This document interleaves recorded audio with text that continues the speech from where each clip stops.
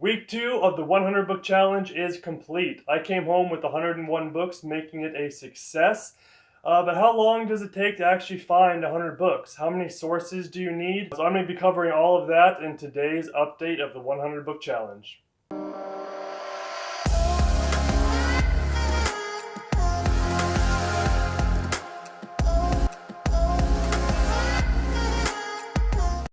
Welcome to week 2 of the 100 book challenge. I came home this week with 101 books. Should have been 109, but I'll get to that in a moment. Instead of going day by day like I did in the last update video, I'm just going to give you the highlights since I'm sure you prefer that anyways. So let's get into it. So week 2, I scanned a total of 7,904 books. That's almost 1,000 more books scanned this week than I scanned in the first week of the 100 book challenge. And I did it in one less day. Last week I scanned books all 7 days. This week I was busy one day, so I went out 6 days and got in just a little more scans than I even did that first week. But what was different a little bit this week was the accept rate. So last week's average accept rate was about 1.04%, and that was pretty even all throughout the week through every source I went to. Now this week I went to almost entirely new sources. I think I repeated 2 different locations. But the overall accept rate was similar at 1.2%. But this week I had 2 different locations where I got 0% accept rate. I didn't take home any books from all the scans that I did. And then I had 2 locations where I got a little over 5% accept rate, which was encouraging given last week I never really got over 1 or barely got over 1.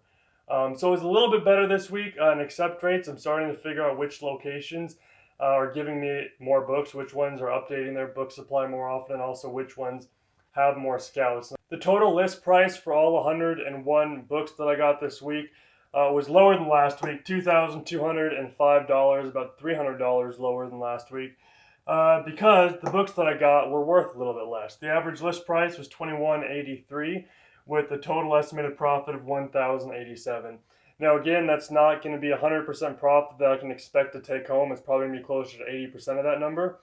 But that's something that you can't really control. The sources I went to this week had slightly lower priced books. I seemed to get a little more fiction books this week than the nonfiction, which normally has a higher price point. But either way, it wasn't that far off. It's still, $21.83 is still a pretty good number. The books this week, even though I listed them for a little bit less, they weren't worth quite as much. I did pay less for them too, though. Last week, the average price I paid for each book I got was $2.40. This week was $1.70. So it saved me some money this week in how much I had to pay. Now, I haven't had any sales yet to recover the cost that I've been spending on these books. The first shipment that I sent in last week arrived the 14th, 15th, and a couple of them today, or one of them today. So a lot of those books were just listed or just posted actually as active in Amazon. So the sales should start coming in this week, and next week I should be able to report some revenue. Hopefully I have a payout from Amazon in the very near future to start covering the cost of these books, because getting 100 books a week, if you're paying for them every single week, it does add up.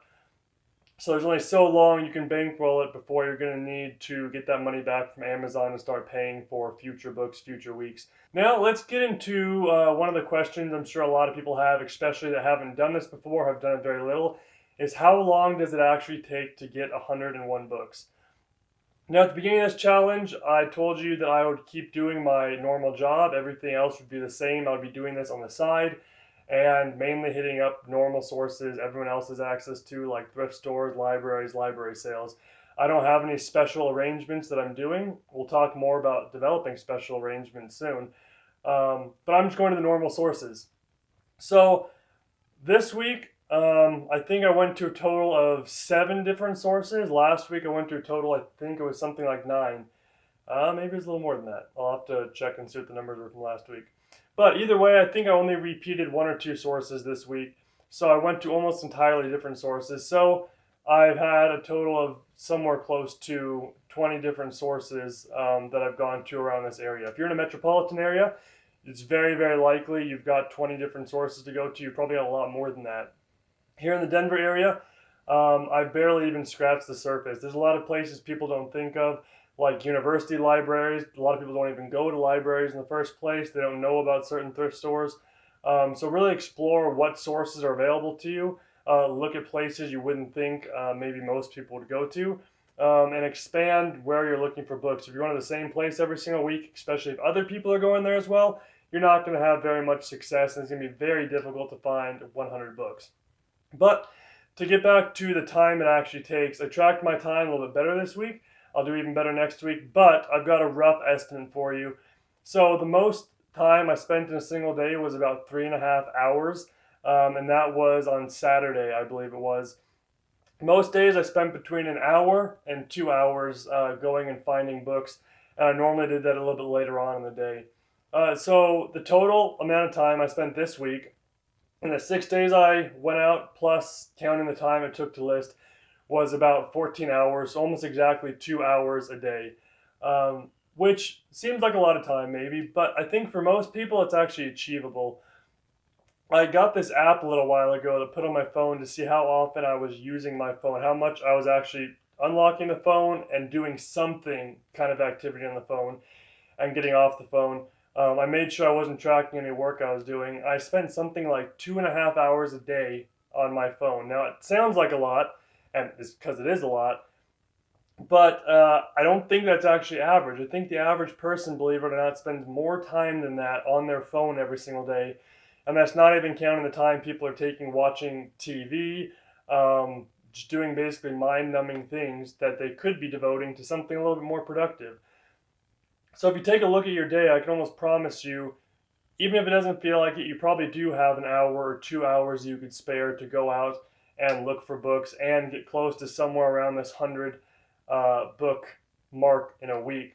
If you just find some things to take out of your schedule, maybe you're not watching as much TV as you were before, you're not spending as much time on social media, whatever it is that you do that seems to be a little more of a time waster for you, maybe cut back on that, and it'll be a lot easier to achieve that 14 hours in a week, especially if you're doing a lot of that time on the weekend. So it took 14 hours of my time this week to be able to do that, and something around, I don't know, $180 or something of dollars out of my bank account, since Amazon hasn't paid me back yet. But what I want to get across to you is that the total profit from those books was about $1,087. Let's take 80% of that. Do that number divided by 14 hours, the amount of time I spent, and it comes out to somewhere around $62 an hour. Now, how many jobs can you make $62 an hour at, spending 14 hours a week doing? $62 an hour is probably crazy compared to what most people are making at their day jobs. So the 14 hours a week is very worth it. If you do it consistently, if you're actually listing these books every single week, and you can start getting to that equilibrium point on Amazon where you're listing 100 books and you're selling 100 books, which is the goal, then you can be making very good money even just doing 100 books a week. Depending on how much money you're making now, 100 books a week could potentially even allow you to step away from your job. It might take more than that. It might be a little less than that for some people. I'm not saying that's what you need to do or that's what your goal should be doing.